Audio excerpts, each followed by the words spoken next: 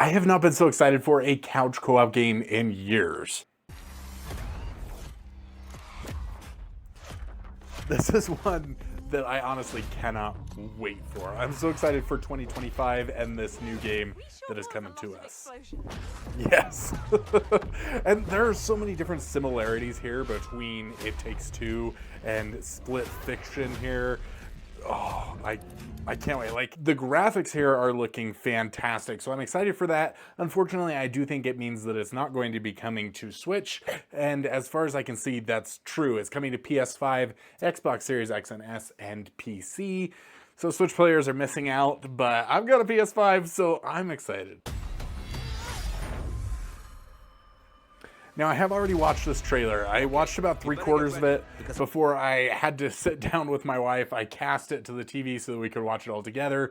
She's excited. I'm excited. I hope you're getting excited. Let's continue watching this. I'm about to show you Hazelight's next co-op adventure called Split Fiction.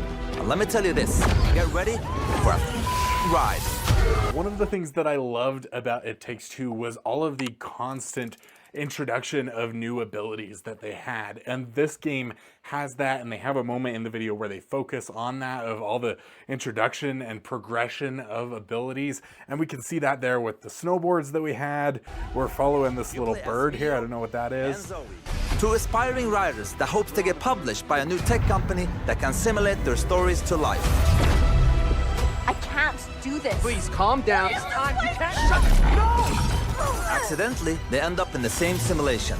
What are you doing in my story? We've got a fantastic story set up here. We've got two authors. One of them is writing science fiction. One of them is writing fantasy. And they are in a world where they've got some sort of simulation that lets them actually create their worlds. And they ended up in that same little bubble there. So now we get to see their two worlds mesh together and the story that that creates. And all of the different mechanics that we get to enjoy from fantasy and science fiction coming together. Something bad is going on here. And there, they find out that their stories are about to get stolen. No one escapes my simulation.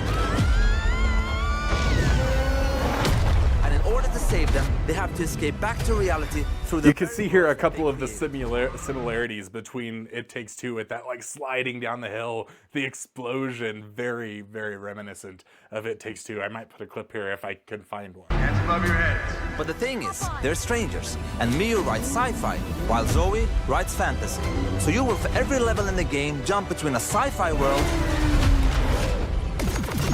This looks so fun. Like, I'm so excited to be hopping between these different worlds. I am a big science fiction guy. I'm a big fantasy guy. I'm a big co-op game guy. Like, this is perfection. And a fantasy world.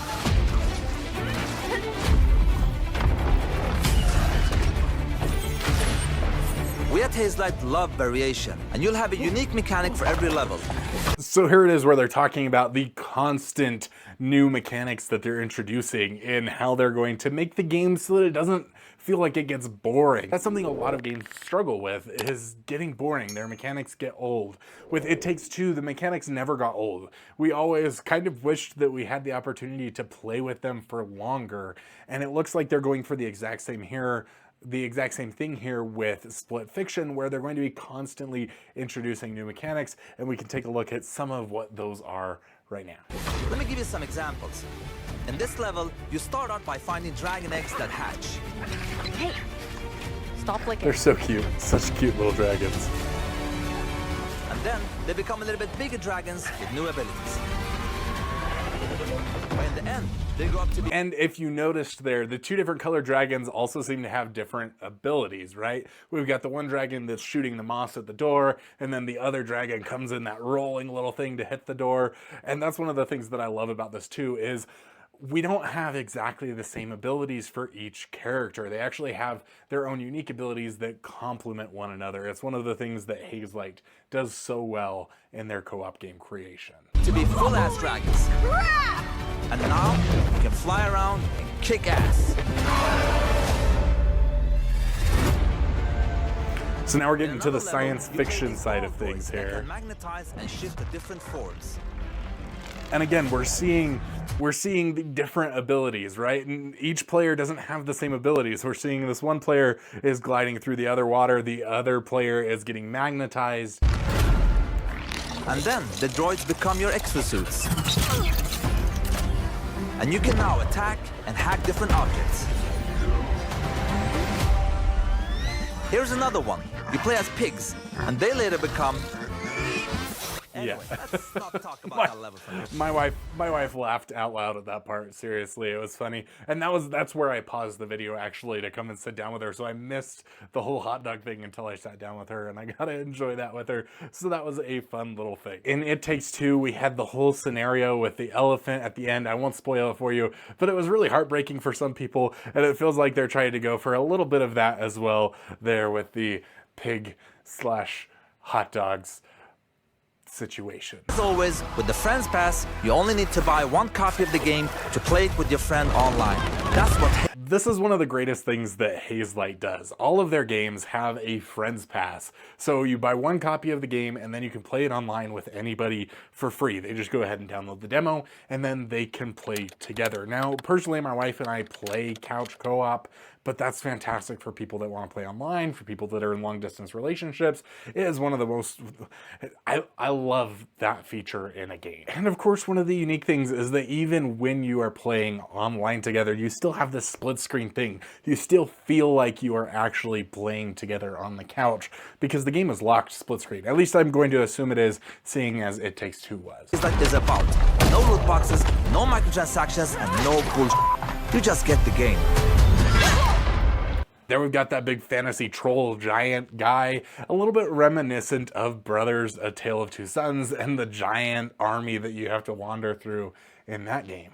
I think it's so interesting how you can see little bits and pieces of all of the games that Haze Light have made coming together to make this one, and I'm expecting this game to be even better than It Takes Two, even better than A Way Out, and even better than Brothers was, as it's just an amalgamation of all of them coming together with everything that they have learned over the years. Time to die. Excuse me? That's a little bit dramatic for, what was it? Not paying your parking tickets.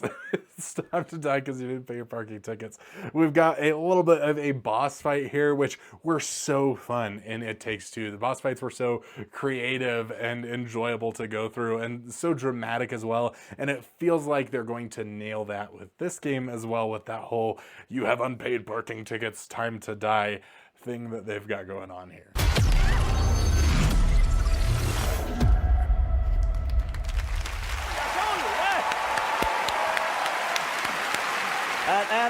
And the good, look, wait. The good part with this game is coming out March 6th, so you will be playing it in 2 months, so that's nothing.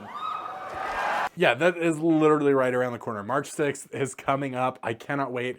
This, along with a bunch of other games that we're going to be talking about tomorrow on Saturday, is going to make 2025 a fantastic year for couch co-op games. I'm really hoping that this game inspires other game developers to actually make games that are designed for co-op from the very beginning, because these are the experiences that couples and families and friends truly love. And if you love those, make sure to subscribe to this channel, because that's all we talk about here is couch co-op games that you can enjoy together. And this video right here is going to show you 10 of the best couch co-op games that released in 2024.